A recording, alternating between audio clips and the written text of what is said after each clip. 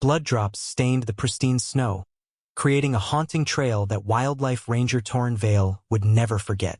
Each crimson mark led him deeper into the Montana wilderness on that bitter winter morning. The temperature had plummeted far below freezing, and the wind howled through the trees like a mournful cry. But it was another sound that made Torin's heart stop. A single whimper, barely audible above the storm. What he discovered in that snow-covered clearing would change his life forever. There, curled into a tight ball of matted fur and fading hope, lay a bear cub, no older than 3 months.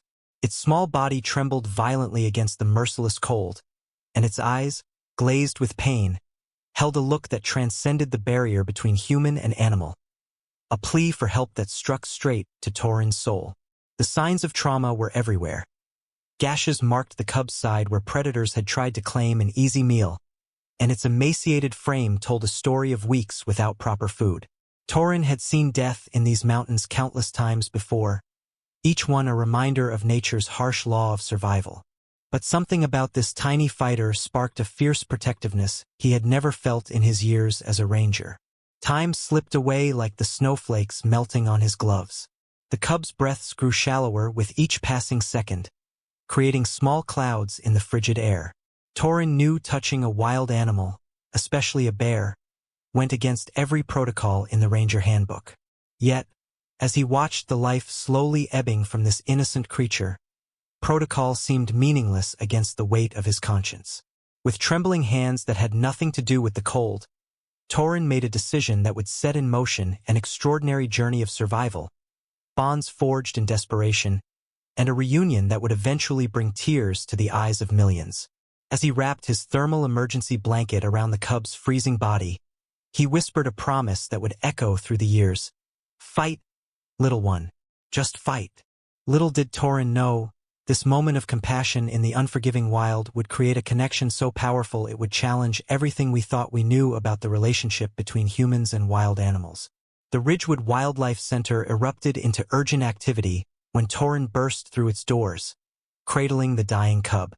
The bundle in his arms barely moved now, and the weak pulse beneath his fingers served as a terrifying countdown. A team of veterinarians, led by Dr. Kalia Wren, immediately transformed their medical bay into an intensive care unit for their smallest patient. The next 72 hours tested the limits of both human dedication and animal resilience.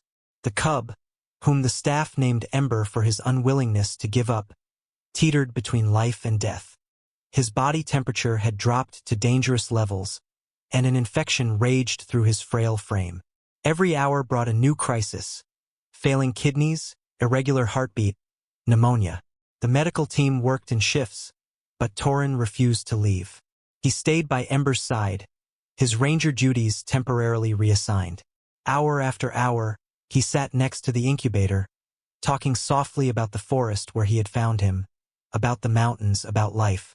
Sometimes, in the quiet hours of the night when even the machines seemed to hum more softly, Torin would gently stroke Ember's fur through medical gloves, willing his own strength into the tiny body fighting so hard to survive.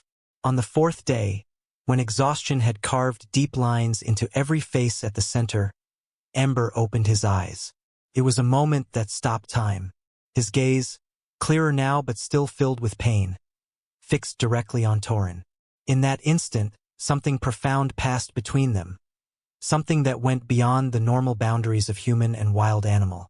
Ember lifted his head slightly and, for the first time since his rescue, tried to move toward the human who had saved him. Dr. Wren called it a miracle. Ember's blood work started showing improvement, and his fever finally broke. But the greatest transformation was in his spirit. Despite his trauma and natural instincts, the young bear began responding to Torin's presence in unprecedented ways. When Torin spoke, Ember's ears would perk up. When Torin entered the room, the cub's eyes would follow him. It was as if he remembered not just the rescue but every hour Torin had spent willing him to live. The staff watched in amazement as this connection deepened. They had seen many animals recover at the center, but never had they witnessed such a profound bond form between a wild creature and a human. While they celebrated Ember's improving health, they also worried. Getting too attached to humans could be dangerous for a bear who would eventually need to return to the wild. Yet Torin understood something others didn't. This bond might be exactly what Ember needed to find the strength to survive. As spring painted the Montana mountains with new life, Ember grew stronger each day. The tiny cub who had once fit in Torin's arms now weighed over 60 pounds. His dark fur grew thick and glossy, his eyes bright with curiosity and intelligence. The rehabilitation center had become his temporary home, complete with a specially designed enclosure that mimicked his natural habitat. The challenge facing the wildlife team grew more complex with each passing week. While Ember needed to learn essential bear behaviors, his attachment to Torin remained uncommonly strong. Other rescued bears typically showed fear or aggression toward humans, but Ember was different. He would watch through the enclosure fence as Torin prepared his food, making soft huffing sounds that the staff began to recognize as greeting calls. Torin worked closely with Dr. Wren to develop a rehabilitation plan that would honor their unique bond while preparing Ember for eventual release. They used innovative techniques, hiding Ember's food throughout the enclosure to encourage his natural foraging instincts. Torin would demonstrate from outside the fence how to tear apart logs to find insects, and remarkably, Ember would imitate him. The bear's intelligence amazed everyone at the center.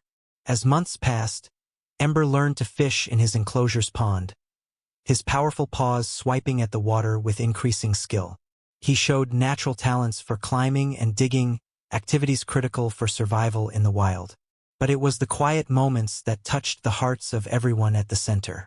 Sometimes, in the early morning hours, Torin would arrive to find Ember sitting near the fence, waiting for him, as if they shared a secret language that transcended their different species. The story of Torin and Ember began spreading beyond the center's walls. Local news stations ran features about the remarkable bond between the ranger and the bear he had saved. Wildlife researchers visited to document their unprecedented relationship, amazed by how Ember maintained both his wild instincts and his gentle connection with Torin. Their story touched something deep in people's hearts, a reminder that compassion could bridge even the widest of natural gaps.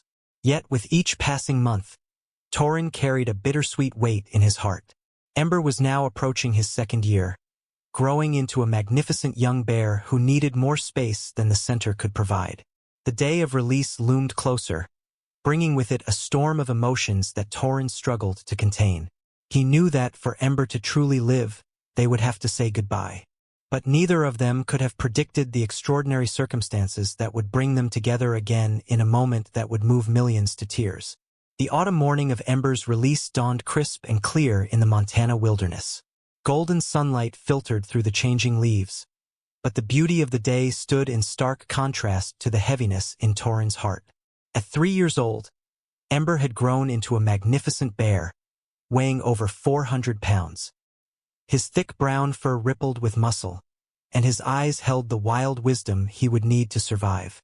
The release site had been carefully chosen, a remote area deep in the national forest with abundant food sources and far from human settlements. The transport cage sat ready on the back of the center's truck, but getting Ember into it proved more challenging than anyone had anticipated. Despite years of training, he seemed to sense that something was different today. He paced his enclosure, making distressed sounds that tore at Torin's heart. Only when Torin stood near the cage did Ember finally enter. The team worked quickly to secure the door, but no one missed the way Ember's eyes remained locked on Torin throughout the process. The journey to the release site was charged with emotion. Torin rode in the back with Ember, speaking softly to him one last time, sharing memories of their journey together. From that desperate day in the snow to this moment of bittersweet triumph, the 2-hour drive through winding mountain roads felt both too long and too short. Each mile brought them closer to their final goodbye, and Torin found himself speaking more urgently, trying to compress 3 years of love and care into these last precious moments. He told Ember about the forest that would become his home, about the streams full of fish, and about the berry patches that would sustain him through late summer. Whether the bear understood the words didn't matter. It was the gentle rumble of Torin's voice that seemed to keep Ember calm. At the release site, surrounded by towering pines and distant mountain peaks, the team prepared for the final step. Torin positioned himself to open the cage door. The moment stretched like honey, thick with unspoken emotions. When the door finally swung open, Ember did not bolt as most bears would. Instead, he emerged slowly, his nose testing the air of freedom. Then Ember did something that left everyone present in tears. Instead of running for the trees, he turned and walked toward Torin. The wildlife team held their breath, protocols forgotten in this extraordinary moment. Ember stopped a few feet from his savior and rose slightly on his hind legs, his familiar huffing sound carrying on the mountain air.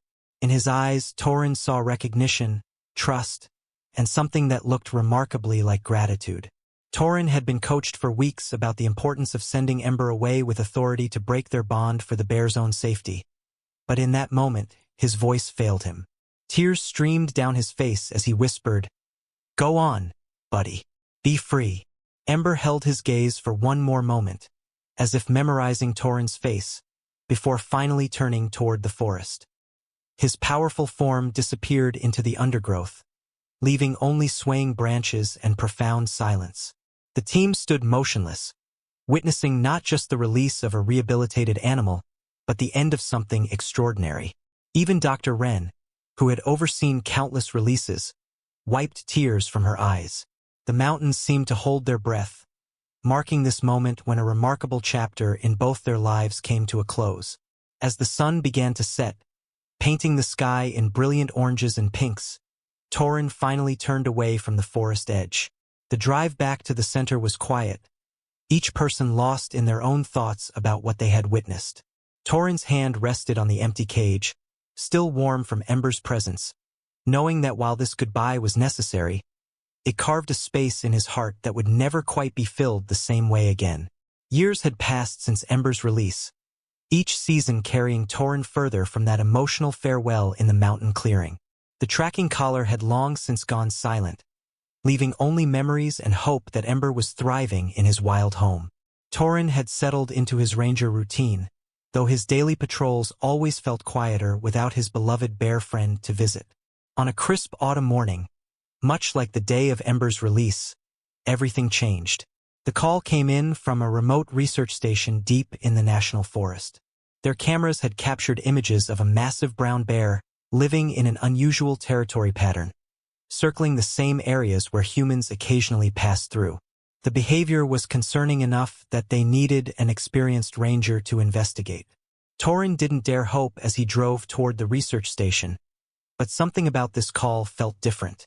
The researchers described a bear that showed no aggression, just unusual interest in human activities.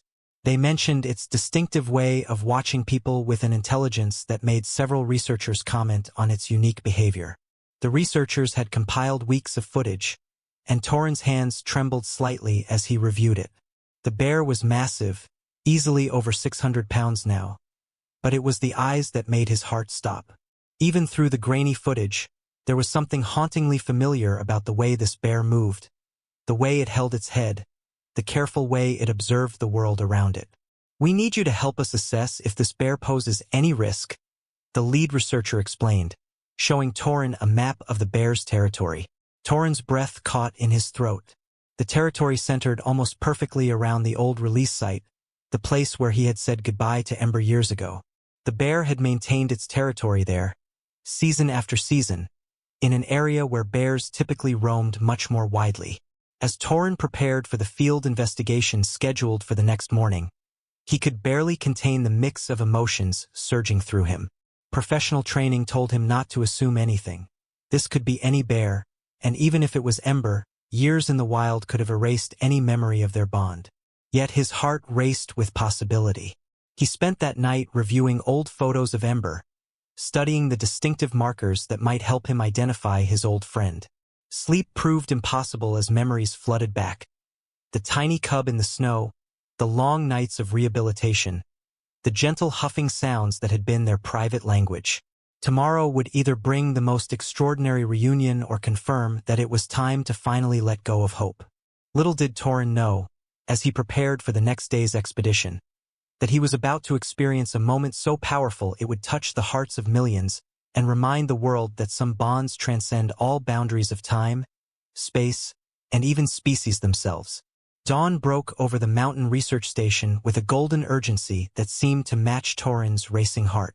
A small team had gathered for the expedition, 2 wildlife researchers, a documentary photographer named Lisa Marrow who had been studying the unusual bear, and Dr. Wren, who had driven up specially after hearing about the possibility that it might be Ember. The morning air was crisp with early frost as they hiked toward the bear's known territory. Lisa quietly explained how she had been tracking this particular bear for weeks, amazed by its unusual behavior. Torin listened intently to every detail, his trained ear catching the similarities to the Ember he had known. The bear often sits near the hiking trails in the early morning, Lisa explained, showing Torin recent photographs on her camera. It's like he's watching, waiting for something, but never aggressive, never even approaching humans, just observing. They reached a clearing that overlooked a small valley where the bear had been spotted regularly. The team set up their observation equipment with practiced efficiency, but the silence among them was charged with anticipation. Torin's hands shook slightly as he raised his binoculars, scanning the tree line. The wait stretched for hours. The sun climbed higher, warming the frost into dew. Dr. Wren had just suggested they try another location when movement at the forest edge caught their attention. A massive brown bear emerged from the shadows, its fur gleaming in the morning light. Torin's breath caught in his throat. Even at this distance, there was something achingly familiar about the way the bear moved. Then it lifted its head, testing the air, and Torin felt tears spring to his eyes. He would know those eyes anywhere. Without thinking, Torin took a step forward. Dr. Wren reached for his arm, but he gently shook his head. The bear had already noticed them. Instead of retreating, it stood its ground, head raised, nose working the air currents. Then came a sound that brought Torin to his knees.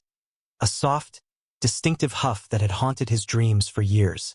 "It's him," Torin whispered, his voice thick with emotion. "It's Ember." The bear took a step forward, then another. The research team held their breath, cameras whirring softly as they documented this extraordinary moment. Ember moved with the confidence of a wild animal, but with an intentionality that seemed almost human. When he was about 30 feet away, he stopped and rose slightly on his hind legs, exactly as he had done the day of his release. Torin couldn't hold back any longer. "Hey, buddy," he called softly, his voice breaking. "Do you remember me?" What happened next left everyone present in tears. Ember made his distinctive huffing sound again and moved forward with purpose. The research team started to back away, but Torin stood his ground, tears flowing freely now. Ember approached until he was just a few feet away, close enough for Torin to see the intelligence still burning in those familiar eyes. Then Ember did something that defied everything the researchers knew about wild bears. He lowered his massive head and gently bumped against Torin's outstretched hand, exactly as he used to do as a cub. The touch lasted only a moment, but it sent Lisa and Dr. Wren to their knees, sobbing at this impossible display of recognition and trust. "That's my boy," Torin whispered, his own tears falling unchecked. "That's my brave boy." For several minutes, Ember remained close, making soft huffing sounds that the team's recordings would later confirm matched exactly the vocalizations from his rehabilitation days.